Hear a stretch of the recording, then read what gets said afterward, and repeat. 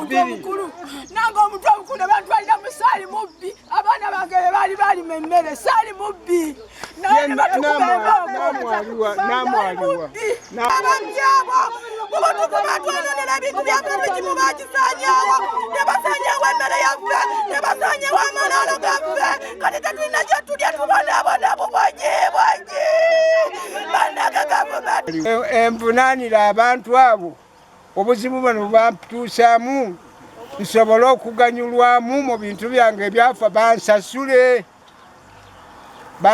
mu bintu byange ebyemmenye byonna: vanira, amatooke, mwogo, lumonde, emitamale ne ssemugoma ne saazi ne ssale n'abalala bakabinyo batima. Ebintu byange byonna byonna byasendebwa. Wano waliwo emigavu, emisizi, emiyembe, gyonna wano tigiriiwo. Enkolokolo ziizo muziraba, ziizo tiziriiwo. Emmere sirina, titulina kantu konna konna. Kano ke kapapajjo kano kebandekerawo, ogubanja gwonna baagutwala. Abakulembeze baffe aba waggulu ku disitulikiti bajja ne batufuula ffe ababi abawansi, naddala abantu ng'abapoliisi abo nga ba DPC. Toyinza kujja ne wenyiga mu nsonga nga zino nga gw'oli DPC owa security olina okuyamba abantu, naye abantu ne bajja ne balaajana fayiro ze baleeta ozisazaamu ozikweka bukwesi. Kati ffe tukole tutya? Ffe abandi babadde babeera mu mivuyo gino naye ffe tugyewala tusalawo okukolera abantu, naye ate mmwe ne mutuyiwa ne mulabika nga mukola bye mwagala. Mu butuufu tusanze obuzibu bw'amaanyi. Tusaba gavumenti ya President Museveni mutuyambe, oba DPC mutugirawo kwaffe tumukooye. Sina kirala ate era emaali sijja kubakweka fayiro eriko emigabo egi. Omugabo ogujja kudiringana ng'era muwulire enkalu gw'amaka ga kitange, kubanga taata wano yali avuddewo ng'agenze Naziko. Amaka bamubuuziza ku disitulikiti n'agamba nti nagatunda. Bamugamba bw'oba wagatunda tamali wamuwaako omugabo nti nedda. Naye ng'ate nze omugabo ngwagala kubanga ku Nankani kweguli. Edde mmanyize nze simulumbanga ndi wange nga balala abaagulako nga bagamba twagala kibanja kyaffe kino si kikyo. Ngambagamba mulumbe yabaguza bemba nga nina omukono ku ndagaano zammwe nti tamali yassaako endagaano ku mukono nga mugula, nja kubaleka mubeere mu kibanja ekyo. Naye mba nga sirinaako mukono gwange eri haki ya kitange gatandika kukola bino. Awo mba nina ensobi. Amateeka gamulamule okusinza ku byakola, kubanga kiri wabweru w'amateeka okukola ebintu by'abantu. So kakati phase 1 ekoze eki ewedde, muddeyo mutuule. Eyokubiri kulaba oyo buyinza yali abujjawa ebyo era nayo kooti ejja okukola ki? Ejja okulamula. Era gyenja okuva wano, njagala okuva wano nga mumpadde amanya g'omuntu eyayonona ki ebintu byammwe, tugende amanya tugende nago tumuyite. Baba aganye okumuyita omukono era gujja kumulondola. Security committee twasituka ne tujja ne tulambula ebintu ebyalonebwa abantu nga beerimbika okuba nti balina letters of administration. Bwekiba nti ensonga ziri mu kooti kuba kati ono bali bantu baana babiri, Kigundu ne Tamale. Ensonga ziri muki ziri mu kooti. Kooti tenaba kusalawo kugamba nti oba eri omuntu aba akola ki agobebwe ku kibanja, ng'ekitegeeza buli omu ateeka okusigala waali naddanga ku bano ab'ebibanja. Ntegeezeddwako nti ab'ebibanja bano twategeezeddwako nti ab'ebibanja bano abamu babadde okusuuka n'emyaka 15. Tegeeza nga teri muntu alina buyinza kujja kusenda mmere ya muntu newakubadde nti ogwe nanyini ki nanyini ttaka. So ffe ensonga olwaleero netulese wano lwakubanga tuze wano twongere okumanya kiki ab'omuliraano kye bagamba n'obwenkanya butuuke ku bantu bano.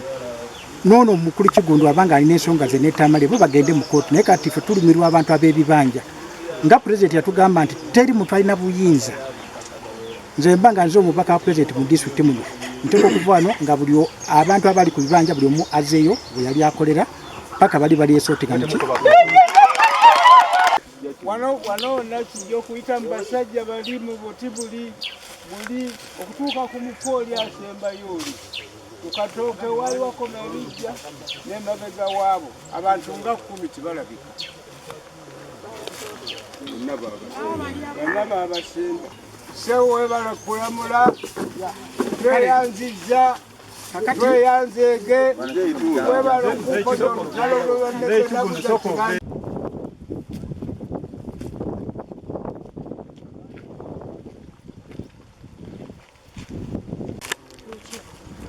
Nkubidde kyeyamaani yennyini ow'ekyalo gwe nkubidde, sinamulaba gwe nkubidde.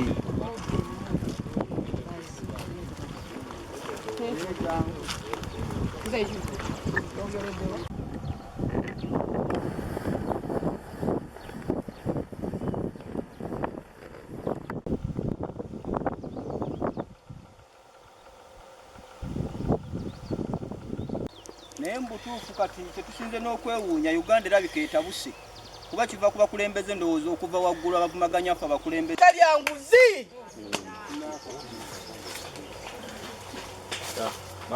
Era omwami nezo kuba amagezi gaffe yagafuna naye n'ateekako emisango gye mu kooti si okwetaaga kubanga twagala kuyimbirira wamu n'abantu abayimirwa ki ebintu.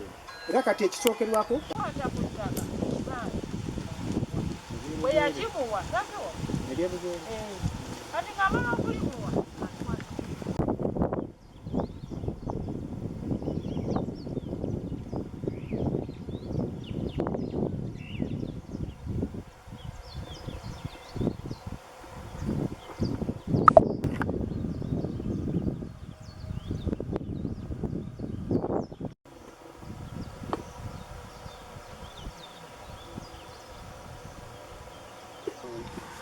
nakigula ku musajja bamuyitanga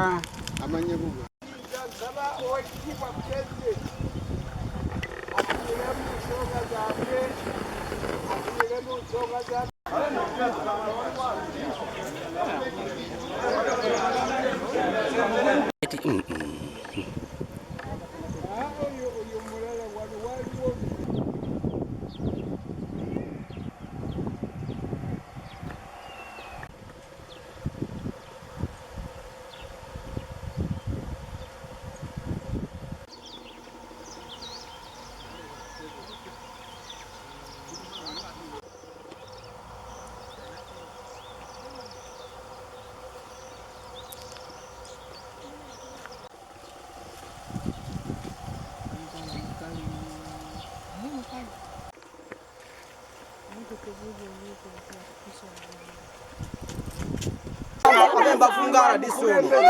Wazo Mr. Piva tusiimye olw'obwenkanya bw'olaze. Tusiimye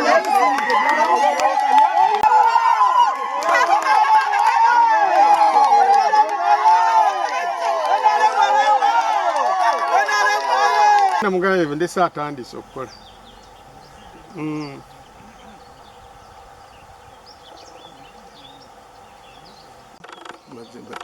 Tutandike?